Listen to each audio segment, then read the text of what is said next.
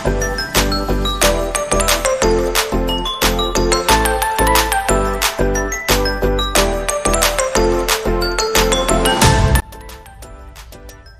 video is all about friction. We have already discussed about the force of friction in fourth chapter. अगर आप नहीं दिखे हो तो आप जाकर देख सकते हो. Okay, so in this video we are going to explain about the force of friction and the factors that affecting the friction. Okay, so let me explain what is the friction.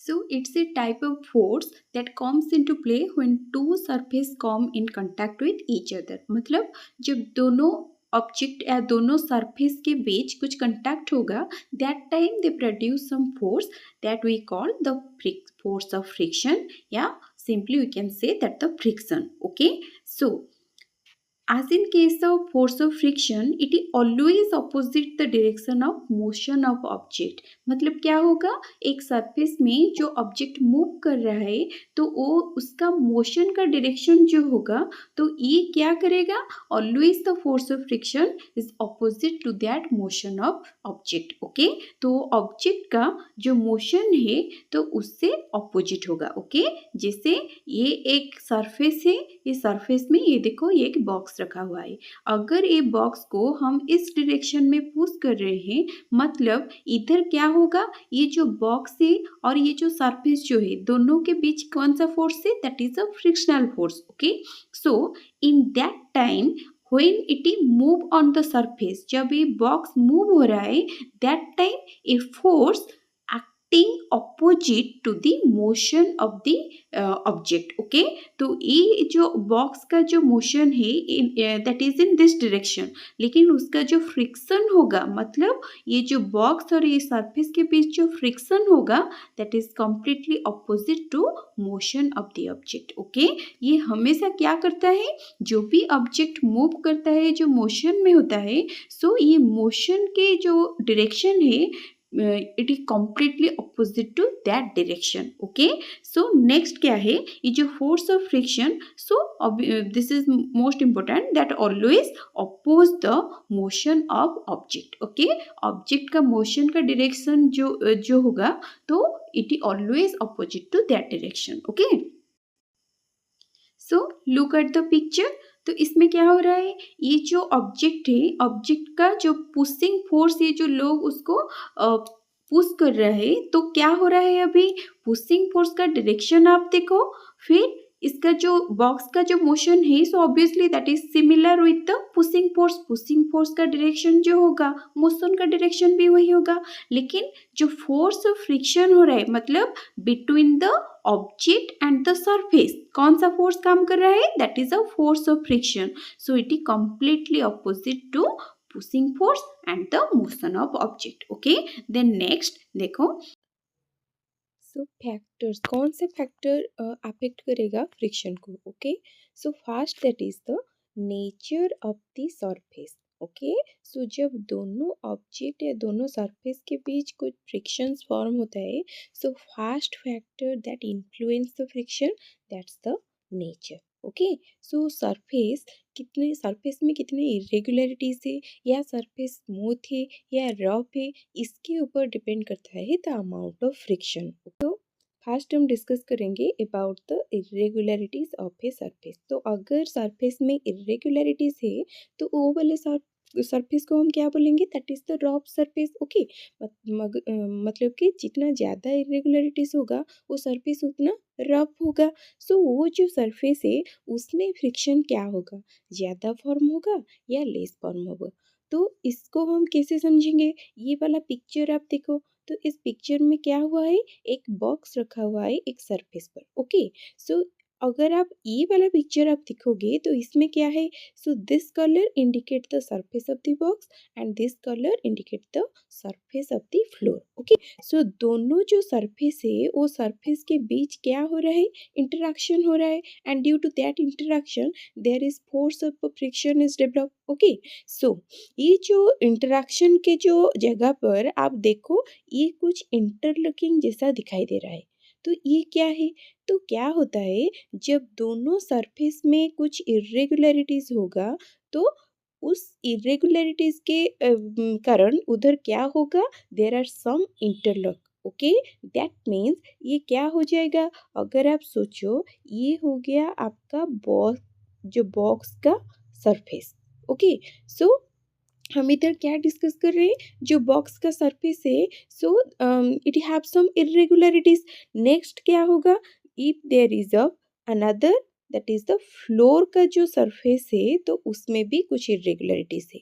सो जब दोनों irregularities when comes in contact, जब आपस में आएंगे तो उसमें क्या होगा, there are some interlock develop. Okay, कुछ इंटरलॉक जैसा फॉर्म हो जाएगा।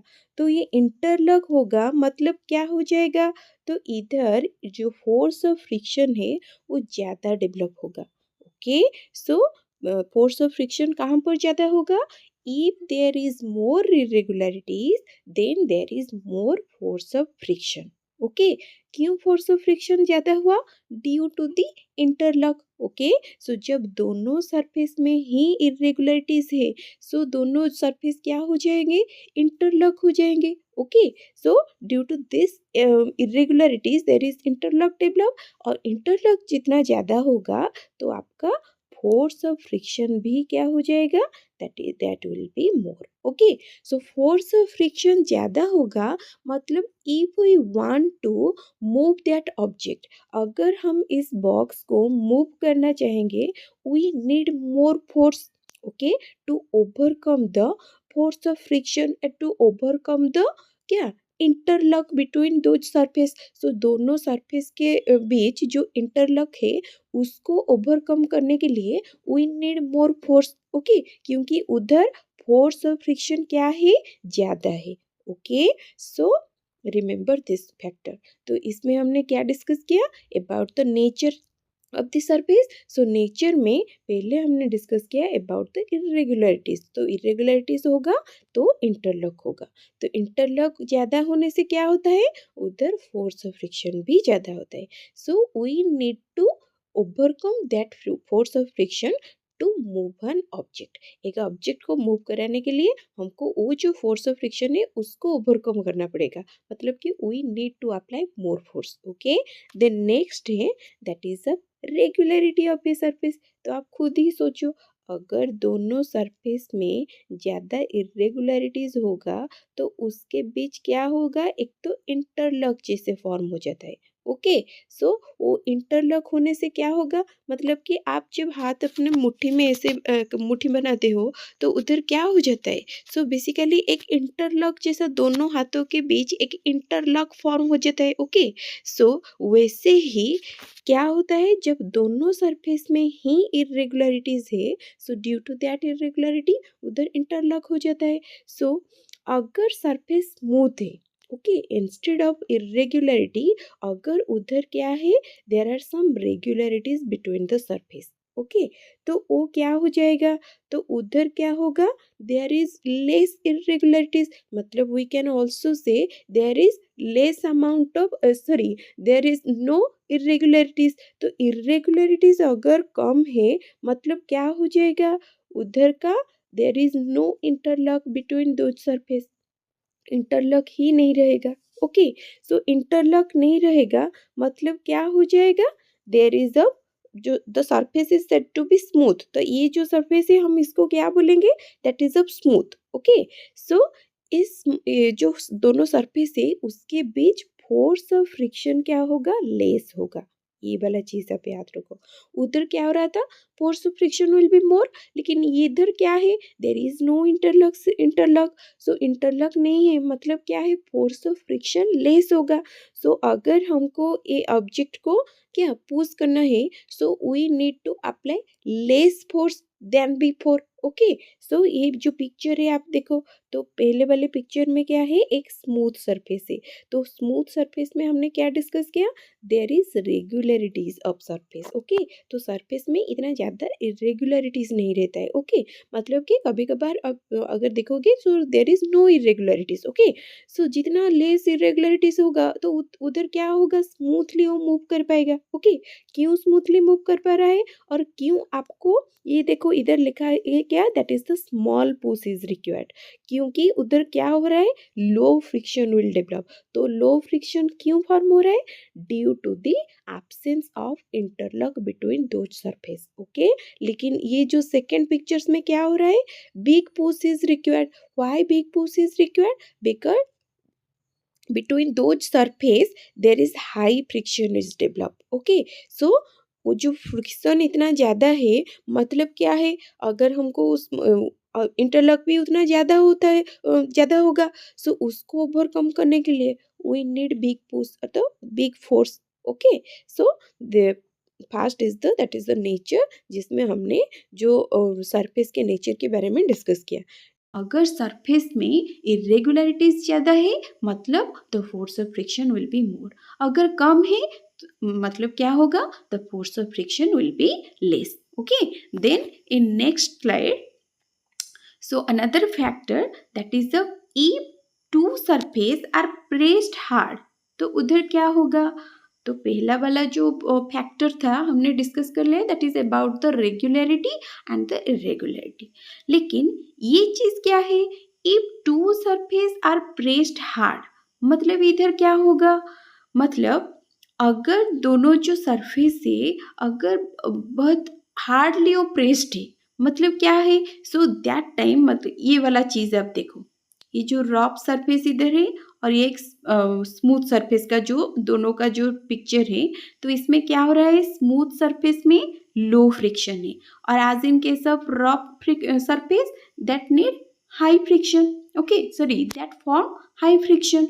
सो ये जो थर्ड फैक्टर जो है, तो इधर क्या है, that is the if two surface are pressed hard, अगर ये जो ऑब्जेक्ट है और ये जो सरफेस है, ओके, अगर ये दोनों surface they are pressed hard, तो उसमें क्या होगा, the movement of the object becomes restricted. Okay, तो मतलब क्या है, सो इधर भी ये चीज आप अच्छे से देखो, however if there is no pressure the object can easily move. तो क्या है, अगर ये एक सरफेस है और सरफेस के ऊपर ये एक ऑब्जेक्ट है, ओके, तो अगर इसमें प्रेशर कम है, ओके, मतलब कि देयर इज नो प्रेशर, तो क्या होगा, इट कैन इजीली मूव। लेकिन अगर इधर प्रेशर ज़्यादा है, if there is more pressure, तो मतलब क्या है, तो प्रेशर ज़्यादा होगा तो ये इजीली मूव नहीं कर पाएगा, मतलब क्या होगा, इजीली मूव नहीं कर पा रहा है, मतलब क्या है, उधर फोर्स ऑफ फ्रिक्शन भी ज़्यादा है। ओके, सो नेक्स्ट स्लाइड देखो, तो ये हमने डिस्कस कर लिया अबाउट द फैक्टर्स। तो फैक्टर्स में हमने क्या डिस्कस किया, about the surface, that is the most important. तो सरफेस का नेचर क्या है, इरेगुलरिटीज है या रेगुलरिटीज है, इरेगुलरिटीज होगा तो फोर्स ऑफ फ्रिक्शन ज़्यादा होगा, अगर रेगुलरिटीज मतलब स्मूथ जितना होगा तो उधर क्या होगा, दैट इज अ, तो आपको ये समझना पड़ेगा कि इरेगुलरिटीज का मतलब हम क्या बोल रहे हैं, that means the rough surface. Okay, तो रफ सरफेस में हमेशा फोर्स ऑफ फ्रिक्शन ज़्यादा होता है और सरफेस जितना स्मूथ होगा तो उधर फोर्स ऑफ फ्रिक्शन लेस होगा। ओके, नेक्स्ट हमने किसके बारे में डिस्कस किया, अबाउट द प्रेशर, मतलब कि अगर एक सरफेस में एक ऑब्जेक्ट रखा हुआ है और उस ऑब्जेक्ट में if there is more pressure, okay, अगर उधर ज़्यादा प्रेशर है मतलब फ्रिक्शन भी ज़्यादा होगा। ओके, अगर लो प्रेशर है, if there is no pressure, तो उसमें क्या होगा, इट कैन इजीली मूव, तो उधर फोर्स ऑफ फ्रिक्शन लेस होगा। ओके, सो नेक्स्ट हम डिस्कस करेंगे about the types of friction. तो टाइप्स ऑफ फ्रिक्शन में there are 4 type of friction. So in this video we are going to discuss about all this types of friction. So first one that is of static friction, तो ये आप अच्छे से समझो ये सब क्या है, static friction, sliding friction, then the rolling friction and a fluid friction. Okay, so ये सब क्या है, तो actually here 3 important frictions are present। Okay, so that is the static friction, sliding and the rolling friction. So these 3 friction are very important for you, so you have to understand this। Okay, so first one that is the static friction. तो static friction हम किसको बोलेंगे? So the frictional force that comes into play until an object starts moving. Okay, मतलब क्या है? अगर आप सोचो एक सरफेस में एक बॉक्स रखा हुआ है. ओके, तो इसमें क्या है? If there is no movement, okay, कुछ भी मोशन नहीं हो रहा है, तो मतलब if we want to move that box then we need to apply some force. हमको फोर्स अप्लाई करना पड़ेगा. ओके, सो ये क्या दिया? स्टैटिक फ्रिक्शन हम किसको बोलेंगे?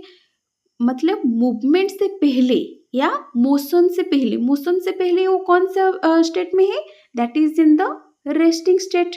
Okay, so we have already discussed about the resting state and the क्या, that is resting state also that is known as the stationary state. okay, and also the motion state. so ये motion से पहले तो ये कौन से state में है? that is the resting state में.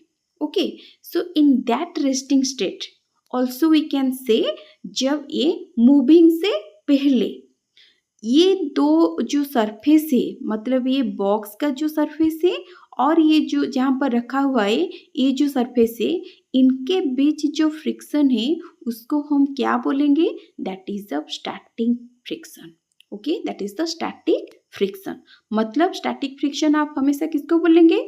The frictional force that comes into play until an object starts moving. जब तक ये मूव नहीं हो रहा है तब तक वो दोनों सरफेस के बीच में कौन सा फ्रिक्शन है? That is called the static friction.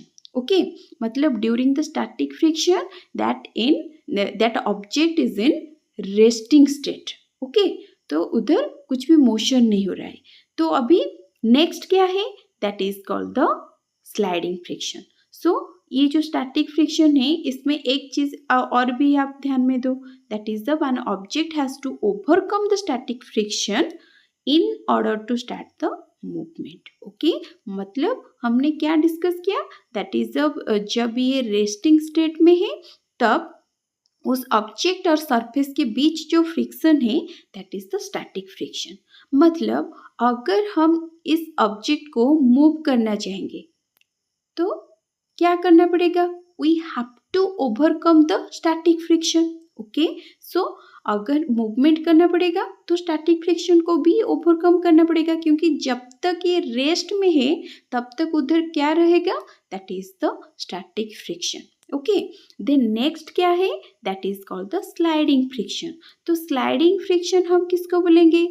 Sliding friction that means that comes into play whenever an object moves along the surface. Okay, so पहले क्या था? जो सरफेस था तो सरफेस के ऊपर जो हमने बॉक्स रखा था, तो before the movement it possesses the static friction. मतलब दोनों सरफेस के बीच क्या था? That is a static friction. तो जब ये मूवमेंट करना शुरू किया तो उस time the friction will be the sliding friction. Okay, तो जब ये मूवमेंट करना शुरू किया, जब ये बॉक्स मूवमेंट हुआ, दैट टाइम क्या हुआ? ये जो बॉक्स है और ये जो सरफेस है अभी उनके बीच जो फ्रिक्शन वो डिफरेंट हो गया. ओके, तो अभी का जो फ्रिक्शन है इसको हम क्या बोलेंगे? That's called the sliding friction. So next है that is a rolling friction. तो ये रोलिंग फ्रिक्शन हम किसको बोलेंगे? So rolling friction that means when an object is rolling on the surface the force of friction which acts upon that is called the rolling friction. okay, ये अच्छे से समझो. when an object is rolling on a surface the force of friction which acts upon it is called rolling friction. मतलब इधर क्या हो रहा है? एक सरफेस है और उस सरफेस में कुछ चीज क्या हो रहा है? दैट इज अ, तो एक ऑब्जेक्ट उधर रोल हो रहा है. ओके, सो वो रोलिंग के टाइम जो फ्रिक्शन है वो ऑब्जेक्ट और वो सरफेस के बीच, उसको हम क्या बोलेंगे? That's called the rolling friction. Okay, then next that is a fluid friction. So fluid friction और जो एयर फ्रिक्शन है basically those are the same. So ये चीज़ क्या है, जब फ्लूइड में एक ऑब्जेक्ट मूव करता है so that time fluid exert a friction upon the object. Okay, तो उस फ्रिक्शन को हम क्या बोलेंगे, that's called the fluid friction. और एयर में जब एक ऑब्जेक्ट मूव करता है so that time also the air exert some friction towards the object. तो उस फ्रिक्शन को हम क्या बोलेंगे, that's called the air friction. Okay, so next that is of. तो ये जो स्लाइड है आप अच्छे से देखो. तो ये जो स्ट्रक्चर है इसमें क्या दिया गया है, दैट इज अब एक बॉक्स रखा हुआ है और उधर कुछ फोर्स भी अप्लाई कर रहा है. ओके, सो वो फास्ट पिक्चर्स में ये वाला पिक्चर देखो. तो इसमें क्या है, फोर्स अप्लाई हो रहा है लेकिन देयर इज नो मूवमेंट. मतलब वो वाला जो फ्रिक्शन है वो बॉक्स और सरफेस के बीच उसमें क्या है, that's called the static friction. और नेक्स्ट सेकेंड वाले पिक्चर्स में देखो, इधर क्या है, वो जो ब्लैक आरो मार्क दिया गया है मतलब it is define the movement. Okay, तो ये इंडिकेट कर रहा है मूवमेंट का. तो मूवमेंट हो रहा है मतलब क्या है, वो दोनों सरफेस के बीच क्या है, that's called the sliding friction. Okay, so this is all about the static and the sliding friction. Next क्या है, इसमें देखो ये स्ट्रक्चर में, तो ये क्या कर रहा है, ये जो ऑब्जेक्ट है so basically that roll on the surface. So during that rolling the object और वो सरफेस के बीच जो फ्रिक्शन हो रहा है that's called the rolling friction. Okay, next ये वाला पिक्चर देखो, तो एक एरोप्लेन मूव कर रहा है एयर में. सो अभी हमने डिस्कस किया about the air friction. So any type of object when moves through the air, that time air also exerts some friction, okay, towards that object. तो वो friction को हम क्या बोलेंगे, that's the air friction. और मतलब इधर भी क्या हो रहा है, दोनों ऑब्जेक्ट के बीच एक तो फोर्स फॉर्म हो रहा है. ओके, सो जब भी दोनों object if they are coming contact into each other, so that time a force will develop and that force is called the force of friction. Whenever the objects comes into contact each other, basically the force will be developed. Okay, so ये क्या है, next है that is a water में. So basically जो भी object मतलब के जितने भी एक्वाटिक एनिमल्स है सो ये जब मूव करते हैं तो तब क्या होता है, या not only the aquatic animals, जो भी ऑब्जेक्ट्स मूव करता है. ओके, सो जब भी हमारा बोट हो गया, शिप हो गया, okay, so that time swimming करने के टाइम भी. Okay, so basically whenever any object moves through the water, that time water also exert the friction towards that object. Okay, and that friction is called the fluid friction. Also you can say that is the viscous friction. Okay, then next ये जो friction है, ये friction का कुछ advantages होते हैं और कुछ डिसएडवांटेजेस. ओके, तो हम पहले डिस्कस करेंगे about the advantages of the frictional force. Okay, तो कौन सा सिचुएशन में ये हमको हेल्प करता है या इसका एडवांटेजेस क्या है. Okay, so look at the points. पहले वाले पॉइंट क्या है, it allow us to walk on the earth surface. तो आप सोचो, अगर आपके जो पैर है और जो सरफेस है, अगर उस दोनों के बीच फ्रिक्शन नहीं होगा मतलब क्या होगा, हम चल नहीं पाएंगे. ओके, हम गिर जाएंगे. So basically it allow us to walk on the earth surface. तो हमारा जो फुट है और जो सरफेस है दोनों के बीच कुछ इरेगुलरिटीज है. Okay, so basically because of that, so हम ये भी डिस्कस किए, ये मतलब सोचो कि आपके नहीं, मेरे फुट में तो कुछ इरेगुलरिटीज नहीं है, अरे स्मूथ सरफेस जो है उसमें भी कुछ इरेगुलरिटीज रहते हैं. ओके, सो बेसिकली ये है, इसीलिए तो हम अच्छे से चल पाते हैं. ओके, लेकिन दोनों सरफेस में इरेगुलरिटीज होना चाहिए. ओके, सिर्फ आपके पैर में नहीं. अगर आपके पैर तो इरेगुलरिटीज है लेकिन जो सरफेस है, आप सोचो एक कुछ होते हैं ना, स्लिपरी वाला पाथ होता है, तो अगर हम आइस में चलेंगे तो हम क्या गिर जाएंगे ना. So basically we don't grip. So हम उधर जो अच्छे से चल नहीं पाएंगे, क्योंकि उसमें दोनों सरफेस अगर हम दिखेंगे तो आइस में इतना ज़्यादा इरेगुलरिटीज नहीं रहता है. Okay, so force of friction develop होगा तभी हम चल पा रहे हैं. ओके, सो देन नेक्स्ट क्या है, हम जैसे पेन या जो लिखते हैं, सो during the writing, so that time also the friction will help us. तो फ्रिक्शन हमको हेल्प करता है. तो पेन और पेपर, सो दोनों के बीच फ्रिक्शन डेवलप होता है, उसके लिए ही हम लिख पाते हैं. ओके, तो अगर आप सोचो कभी कभार क्या होता है ना, वो पेपर थोड़ा ऑयली हो जाता है. ओके, तो उस time we can't write properly. मतलब क्या होता है, जो पेपर है उसका सरफेस अगर ज़्यादा रेगुलरिटीज हो जाएगा, ज़्यादा स्मूथ हो जाएगा, so we can't write easily. Okay, so उसमें लिखने के लिए थोड़ा इरेगुलरिटीज चाहिए. Okay, so this is one advantages. अगर वो ऑयली हो गया मतलब क्या हो जाएगा, वो सरफेस थोड़ा ज़्यादा स्मूथ हो जाएगा. तो ज़्यादा स्मूथ होगा मतलब क्या होगा, उधर फ्रिक्शन लेस होगा. तो फ्रिक्शन लेस होगा मतलब we can't write properly. Okay, so this is one example. Next क्या है, that is it allow us to fix a nail in the wall. तो वॉल में अगर हमको नेल को फिक्स करना है, so we also need the friction. Okay, then next क्या है, a moving object would never be able to come to the state of rest without frictional force. Okay, अगर फ्रिक्शनल फोर्स उधर नहीं होगा मतलब क्या, वो जो ऑब्जेक्ट है, जो ऑब्जेक्ट ऑलरेडी मूव कर रहा है, तो वो रेस्ट में नहीं आएगा.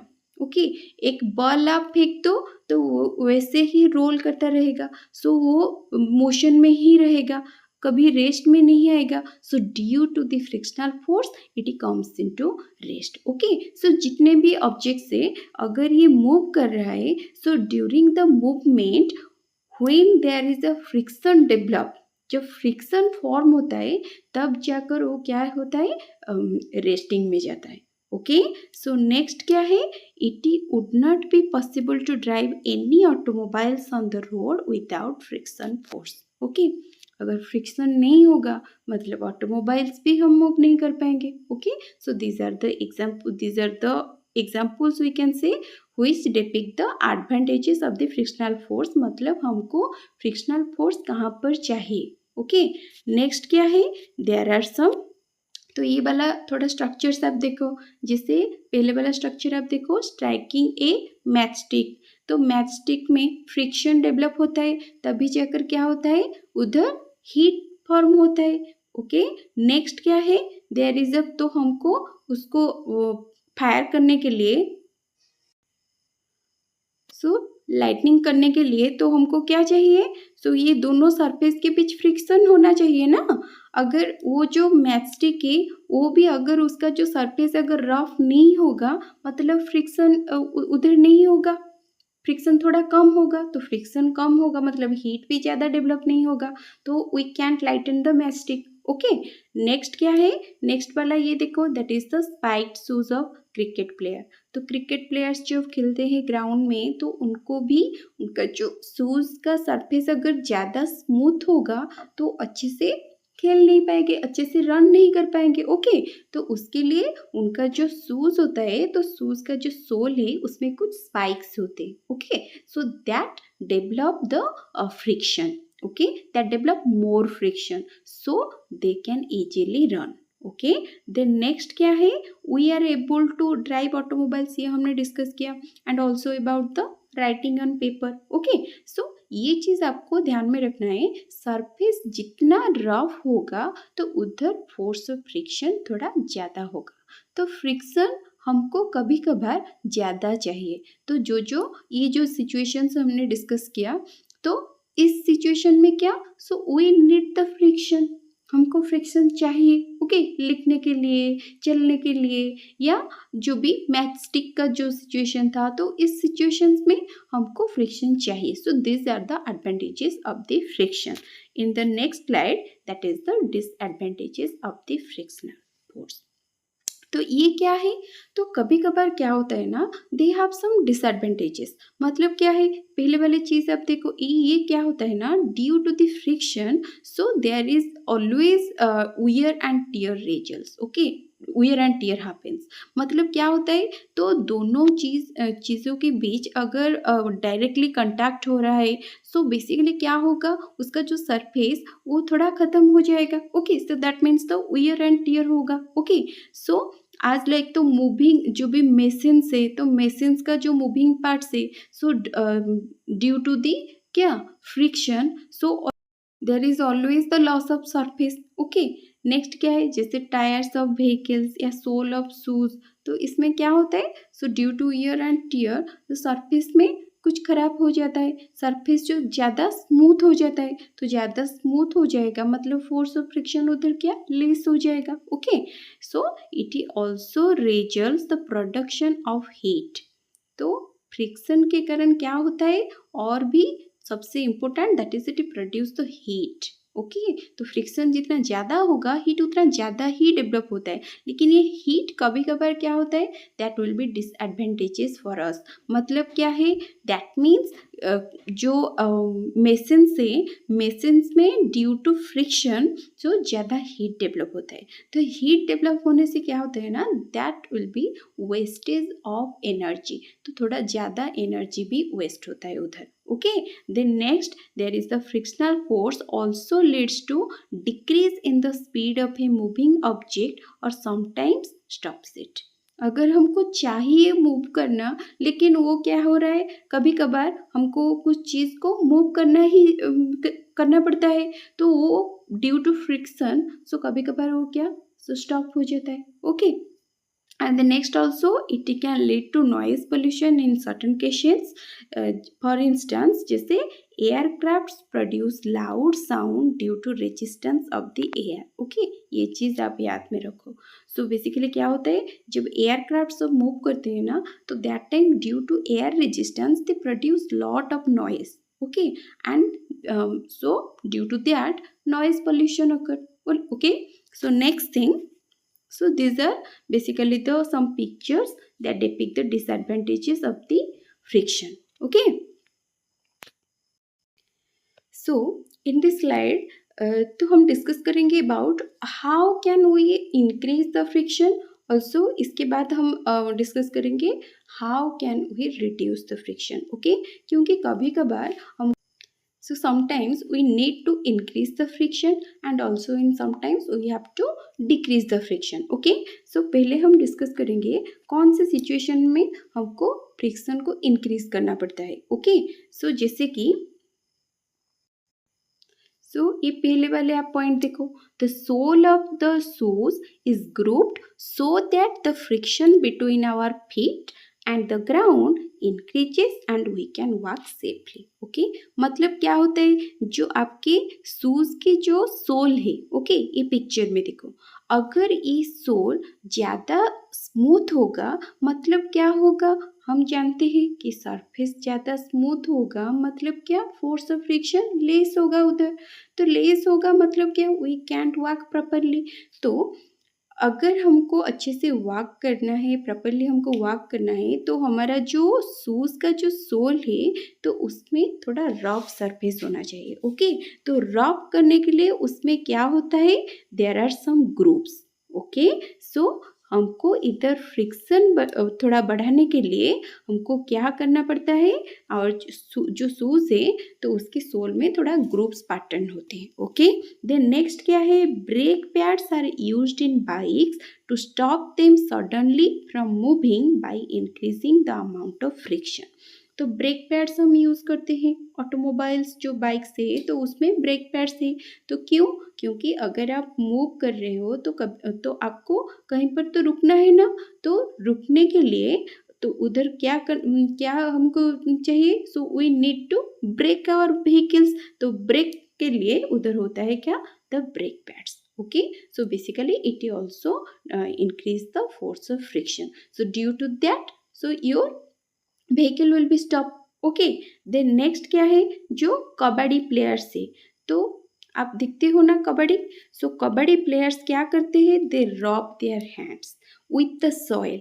तो सॉइल से क्यों रब करते हैं, तो उनको तो टैल्कम पाउडर नहीं चाहिए, तो सॉइल से क्यों रब करते हैं, क्योंकि सॉइल से रब करने से basically that helps them increasing the friction. Okay, so between the hands, क्योंकि जो अदर प्लेयर्स से, तो कबड्डी आप देखते हो कबड्डी कैसे खेला जाता है, तो जो अदर प्लेयर्स है उनको भी पकड़ना चाहिए। तो अगर उनके और जो अदर प्लेयर्स है वो, तो उनके हैंड और जो उनके ओपोनेंट्स है, तो वो दोनों के हैंड में जितना फ्रिक्शन होगा तो वो अच्छे से उनको पकड़ पाएंगे। तो ग्रिप ज़्यादा होगा तो अच्छे से पकड़ पाएंगे।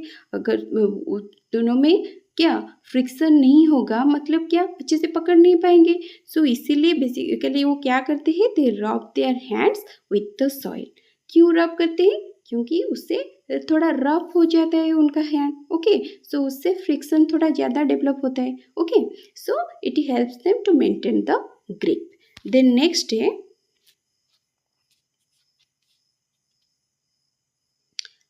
so in which time we need to reduce the friction. Okay, तो ये क्या है? So basically sometimes in order to, तो कौन से टाइम में हमको फ्रिक्शन को थोड़ा रिड्यूस करना पड़ता है? तो आज that first thing, that is the powder is sprinkled over the carom board to decrease the friction between the board surface and the striker. Okay, तो अभी जो हमने कबड्डी प्लेयर के बारे में डिस्कस किया था, तो उसको तो टैल्कम पाउडर नहीं चाहिए ना, लेकिन कैरम में हमको क्या चाहिए? पाउडर्स चाहिए। क्योंकि जो टैल्कम पाउडर से ये क्या होता है, that is that making the क्या जो भी आपका सो जो भी आपका बोर्ड है, सो बोर्ड सरफेस को ये थोड़ा ज़्यादा स्मूथ बनाएगा। ओके, सो ज़्यादा स्मूथ होगा मतलब क्या होगा, तो उधर फ्रिक्शन लेस होगा। तो फ्रिक्शन लेस होगा मतलब क्या है, जो आपका तो बोर्ड जितना स्मूथ होगा तो आपका जो स्ट्राइकर है वो अच्छे से मूव कर पाएगा। ओके, सो स्पीडली वो मूव करेगा due to less friction. Okay, so in this case we need to reduce the friction also. As in case of जो ऑटोमोबाइल्स और जो बाइसाइकिल्स और कुछ मशीन्स में भी हम क्या करते हैं, we use the grease. Okay, तो ग्रीस क्यों यूज होता है? So basically it also reduce the friction. ये जो फ्रिक्शन है इसको थोड़ा रिड्यूस करता है। सो रिड्यूस करने से क्या होगा, हमारे जो मोटर्स है, मोटरसाइकिल से या जो साइकिल मशीन से, सो इसमें क्या होगा, उसका जो एफिशिएंसी है थोड़ा ज़्यादा इंक्रीज होगा। ओके, सो नेक्स्ट क्या है, also oil is applied on the हिंग्स of the door. Okay, so that it can easily move. Next है,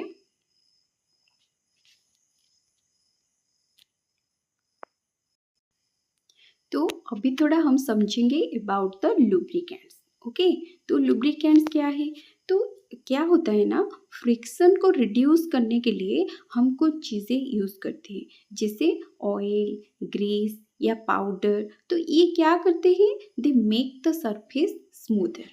ओके, ये थोड़ा सरफेस को ज़्यादा स्मूथ बनाते हैं। तो स्मूथ बनाते हैं मतलब क्या करते हैं, they block the irregularities of the surface. तो एक सरफेस में जो इरेगुलरिटीज है ये थोड़ा इसको ब्लॉक कर देते हैं। ओके, मतलब सोचो कि ये एक सरफेस है और ये सरफेस में इरेगुलरिटीज है। ओके, तो इस इरेगुलरिटीज में क्या है, there is a, so basically that facilitate the force of friction, मतलब that develop the more force of friction. तो इधर ये जो फ्रिक्शन को थोड़ा लेस करने के लिए क्या हो रहा है, क्या हम यूज़ करते हैं, that we use the lubricants. तो ये लुब्रिकेंट्स क्या करेगा, it block the irregularities of the surface. तो जो सरफेस है, सरफेस का इरेगुलरिटीज को ये क्या कर देगा, it block all the irregularities. Okay, so irregularities block हो जाएगा मतलब क्या हो जाएगा, अभी ये जो सरफेस है that become smooth. Okay, so by applying the lubricants the surface will be smoother. Okay, so however we can never reduce the friction to a level of zero. ये भी आपको याद रखना है। ओके, हम कभी जीरो नहीं कर पाएंगे। ओके, सो हम थोड़ा उसको रिड्यूस कर पाएंगे। So due to that reduction, तो क्या होता है, थोड़ा जो सरफेस है थोड़ा ज़्यादा स्मूथ हो जाता है। तो हमको कभी कभार स्मूथ सरफेस चाहिए, जैसे जो मशीन से बेसिकली उसमें क्या होता है, अगर ज़्यादा फ्रिक्शन होगा तो उसका जो वो अच्छे से काम नहीं कर पाएगा। सो बेसिकली उसका जो एफिशिएंसी है उसको थोड़ा बढ़ाने के लिए हम क्या करते हैं, उधर ग्रीस या ऑयल यूज़ करते हैं। ओके, वैसे ही जैसे हम कैरम के जो गेम है आपका, तो उसमें भी हम पाउडर्स यूज़ करते हैं। Okay, then next, so this is more important, that is how wheels reduce the friction. तो ये जो चीज़ें आप अच्छे से समझो। तो व्हील्स में क्या होता है, ये चीज़ आप देखो, तो इधर ये जो दोनों, ये जो स्ट्रक्चर्स है, ये दोनों स्ट्रक्चर्स के बीच क्या है, ये छोटा छोटा थोड़ा बॉल लाइक स्ट्रक्चर्स है, and those are called the ball bearings. Okay, so ये जो बॉल बियरिंग्स है, ये दोनों सिलिंड्रिकल स्ट्रक्चर के बीचों बीच ही रहता है। ओके, सो तो इधर हम देखेंगे क्या, how wheels reduce the friction. So we know जो हमारा जो तीन फ्रिक्शन है, that is of static friction, और क्या है, रोलिंग फ्रिक्शन, और क्या है, that is of sliding friction. Okay, तो आप याद रखो, ये जो स्टैटिक फ्रिक्शन है ये सबसे बड़ा है।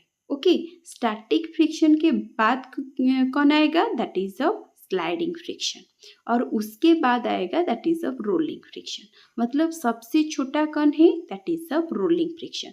मतलब अगर हम मैग्नीट्यूड देखेंगे तो सबसे लेस मैग्नीट्यूड किसका होगा, that is of the rolling friction. Okay, तो as in case of wheels, तो व्हील्स में आप ये दोनों सिलेंडर को अच्छे से देखो, ये जो दोनों सिलेंड्रिकल स्ट्रक्चर से, तो इधर क्या होता है, सो व्हीकल्स मूव जब करेगा, जब व्हील हमारा मूव करेगा, सो बेसिकली ये जो सिलेंड्रिकल स्ट्रक्चर से, तो उसमें क्या होगा, that is of sliding friction. Okay, तो ये स्लाइडिंग फ्रिक्शन को कम करने के लिए उधर क्या दिया जाता है, there are the some ball bearings. तो ये बॉल बियरिंग्स क्या करेंगे, so basically they form the rolling friction. Okay, they produce the rolling friction. So rolling friction जो है ये क्या करता है, it replace the sliding friction. ये स्लाइडिंग फ्रिक्शन को क्या कर लेगा, रिप्लेस कर लेगा। ओके, सो ऑब्वियसली जो रोलिंग फ्रिक्शन है उसका मैग्नीट्यूड लेस है। Okay, so as in this case, so in this way the wheels reduce the friction, तो अच्छे से मूव कर पाएगा। Okay, then next है, so that is of how to reduce the friction in wheels। तो ये थोड़ा उसका explanation है। Okay, तो next है, that is the fluid friction। तो fluid friction क्या है, so we have already discussed about the fluid and the air friction। Okay, तो क्या होता है, सो जब एक ऑब्जेक्ट वाटर में मूव करता है, ओके, aquatic एनिमल्स जैसे फिश या एनी टाइप ऑफ जो भी ऑब्जेक्ट्स मूव करता है, so that time they face A friction. Okay, तो फ्रिक्शन कौन किसके बीच होता है, वाटर वो और वो ऑब्जेक्ट के बीच। Okay, and that is called the fluid friction. Okay, so basically so ये जो फ्लूइड फ्रिक्शन है ये भी कुछ चीज़ों पर डिपेंड करता है। जैसे पहला वाला चीज़ है the speed of the object, okay, with respect to the fluid. So पहला चीज़ है that is the speed of object. Next क्या है, nature of fluid. Okay, so मतलब कि वो फ्लूइड के विस्कोसिटी कितना है, ओके, और इसकी टेंडेंसी कितना है to resist the flow. So basically ये इसके दिस इज ऑल्सो इम्पोर्टेंट।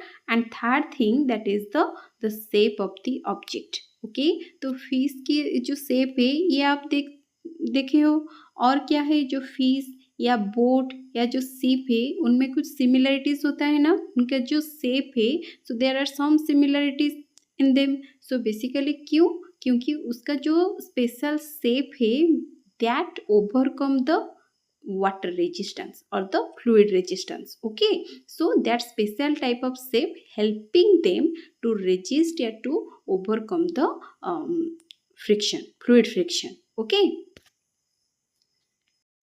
सो ये जो फ्लूइड फ्रिक्शन है basically they are it comprises two type of friction. First is the internal और दूसरा दैट इज द एक्सटर्नल।